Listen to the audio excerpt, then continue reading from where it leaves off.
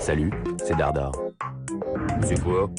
Dardar, c'est l'histoire d'une œuvre d'art. De l'art. De l'art. J'adore. Le Sacre de l'empereur Napoléon, que David a mis 2 ans à réaliser, est une véritable superproduction au service de la grandeur napoléonienne. En tant que peintre officiel, David avait assisté à la cérémonie depuis une loge. Il en avait noté les moindres détails et croqué les participants, puis les avait fait poser chacun leur tour dans son atelier. Mais toute superproduction ayant besoin d'un scénariste, Napoléon n'allait pas se contenter de son rôle d'acteur et de producteur. Il fallait qu'il soit au centre de la composition, dans tous les sens du terme. Il commença donc à réécrire l'histoire.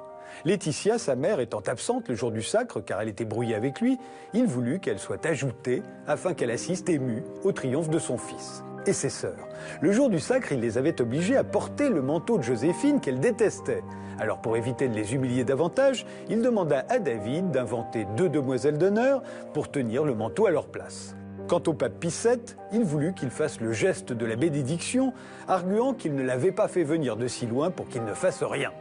Enfin, contrairement au choix initial du peintre de le représenter se couronnant lui-même, l'empereur choisit le moment où il couronne l'impératrice, geste moins autoritaire et ô combien plus chevaleresque. Et le résultat, c'est cette toile monumentale devant laquelle Napoléon s'exclama « Quel relief, quelle vérité, ce n'est pas de la peinture, on marche dans ce tableau !» Et en bon producteur, il oublia de payer à David les 100 000 francs qu'il lui avait promis.